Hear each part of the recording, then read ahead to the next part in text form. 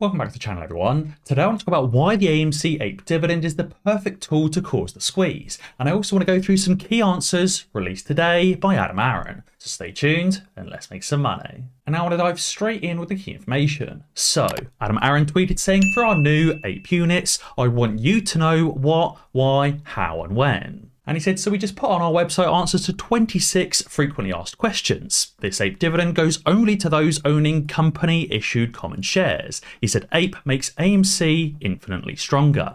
So I effectively want to go through this new FAQ release and talk about the key points and why this makes APE the perfect trigger or the perfect catalyst for the AMC squeeze. Again, it's not the only catalyst or the only trigger, but I think it's a damn good one at that. So to start, he said each AMC preferred equity unit, aka referred to as APE, is designed to have the same economic value as a share of Class A common stock.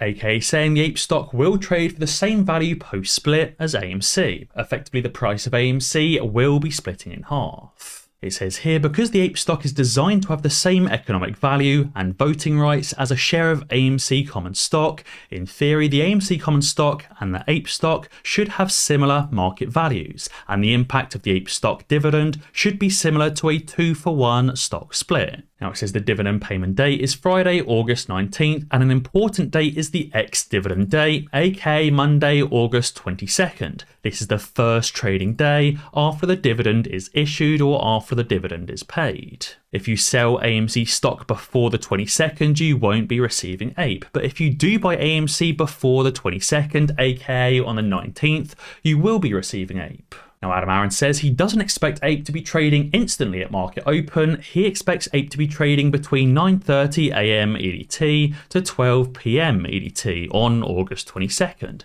Therefore, you should be receiving your APE shares before 9:30 AM EDT. Now I think very importantly and slightly contradictory, he says in most cases you will need to take no action and APEs will automatically go into your account. However, if that does not happen, you should immediately contact your broker. aka if you don't have APE shares in your account before 9:30 AM EDT on August the 22nd, you should immediately contact your broker. But interestingly, on the next line, he says some brokerage firms will deposit your APEs quickly, while others may take several days to do so. But remember, if this does not happen immediately, you should immediately contact your broker. So Aron is basically saying there that you should have the APEs in your account straight away on August 22nd before 9:30 AM EDT, but if you don't, you should immediately contact your broker. So Aron has record of exactly which brokerages or which brokers aren't distributing the APE dividend as instructed.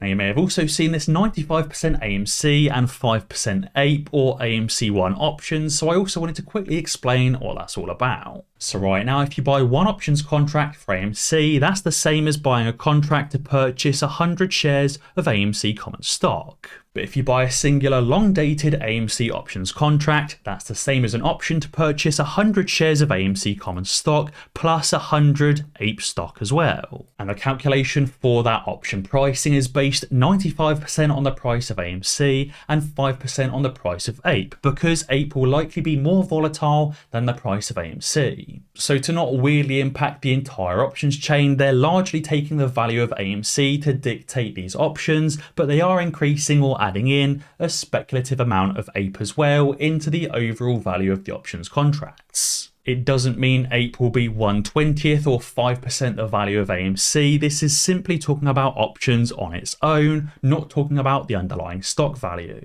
Now I also wanted to touch on the possible dilution of the AMC stock because I know this has been a key question amongst basically everyone. So the question is, are the AMC preferred equity units convertible into common stock? If so, when? He said technically yes, the AMC preferred equity units or APEs can convert into common stock, but only if the AMC board proposes and then investors vote to approve an increase in the number of authorized shares of AMC common stock. But he also reinforced that by saying, however, we do not currently expect the AMC board to make such a proposal anytime soon. It's more likely than not that the two securities, aka the common stock and the APE units or APE tokens or APE shares, will trade as two separate securities for quite some time to come. Now, if you're worried about AMC dilution, please be aware this can only pass and the apes can only convert into AMC stock if investors vote to approve an increase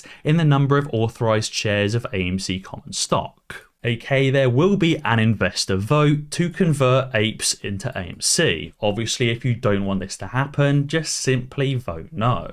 Now, you'll also note that right now there's only 516 million apes being issued, but there is up to 5 billion apes being authorized. Therefore, in the future, Aron can issue more ape shares. It does also say that authorized but unissued AMC preferred equity units, aka APEs, can be issued in the future in the same way that AMC can issue authorized but unissued shares of common stock. Normal regulations and requirements do apply, such as filings with the SEC, but effectively future issuance solely relies to the AMC board of directors for ape tokens or ape shares only. But again, issuing new ape shares on top of the 516 million apes, aka issuing all 5 billion apes, still doesn't impact or dilute AMC as a company or AMC as a stock. But again, these apes don't convert into AMC unless investors vote to approve this conversion from ape to AMC. So effectively, Aron can issue as many apes as he wants, generating tons of money for AMC without impacting and without diluting AMC as a stock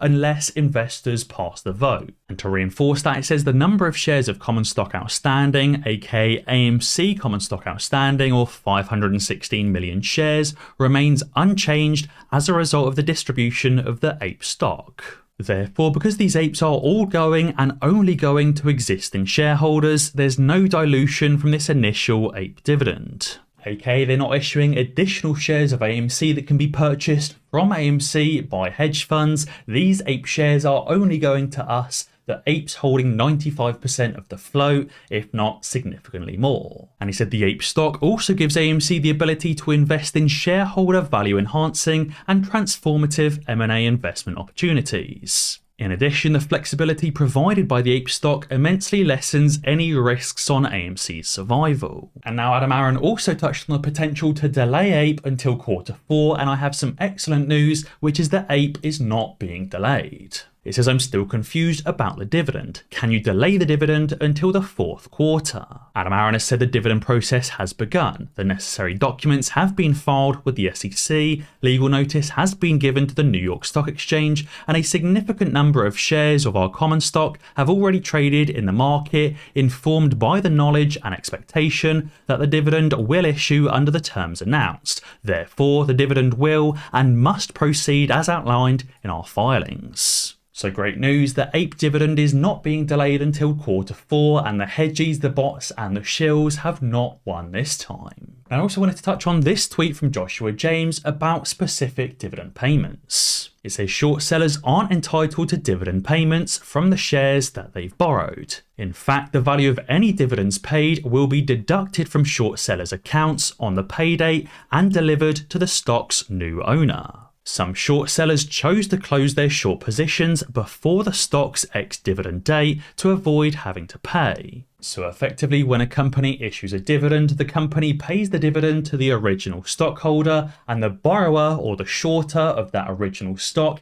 has to pay the dividend itself to the new holder.